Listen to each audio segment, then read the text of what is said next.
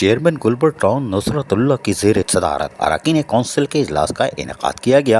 اجلاس میں vice chairman Muhammad Ilyas, اراکین council municipal commissioner Abdul Hamid Suhag, director council Muhammad Yawar بھی موجود تھے اور ہونا بھی چاہیے تھا۔ اجلاس کے آغاز کے بعد ہی خطاب کرتے ہوئے چیئرمین گلبر ٹاؤن نصرت اللہ نے کہا کہ عوام کی خدمت ہمارا نصب العین ہے۔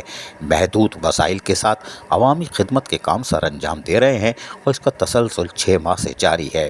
ماہ رمضان میں بھی عوام کو ریلیف فراہم کرنا ہماری اولین ترجیحات ہے۔ بیت المقدس میں ماہ رمضان میں جنگ بندی نہ ہونے پر شدید غم و غصے کا اظہار کیا گیا۔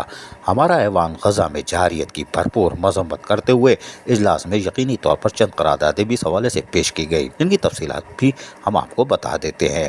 ٹاؤن کے ملازمین کے قواعد کے مطابق محکمہ جاتی ترقیوں کے عمل کا آغاز۔ گلبر ٹاؤن کے محکمہ M&D کے ملازمین وہ محنت کش تو زائد اوقات کار میں فرائض کی ادائیگی کے ساتھ کام کرتے ہیں، ان کو لیٹ سٹنگ الاؤنس کی منظوری۔ محکمہ تعلیم سے منسلک اساتذہ کی کم سے کم اجرت حکومت سندھ کے نوٹیفیکیشن کے مطابق کرنے کی منظوری۔ ٹاؤن آفس بلڈنگ پر Sindh solid waste management board کی طرف سے ناجائز قبضہ خالی کروانے کے لیے ہائی کورٹ میں پٹیشن دائر کرنے کی منظوری۔ تمام قراردادوں کو کثرت رائے سے منظور کر لیا گیا۔ اس موقع پر ڈائریکٹر ایڈمن محمد علی، ڈائریکٹر پارک ندیم حنیف اور ڈائریکٹر سینیٹیشن وقار احمد، ڈائریکٹر ایجوکیشن محمد شریف خان، ڈائریکٹر B&R محمد سہیل اور دیگر بلدیاتی افسران نے بھی اپنی حاضری کو اپنی نشستوں پہ یقینی بنایا۔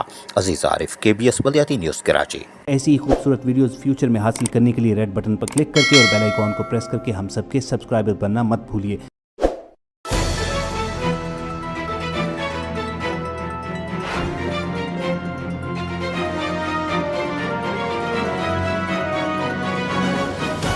KBS بلدیاتی نیوز۔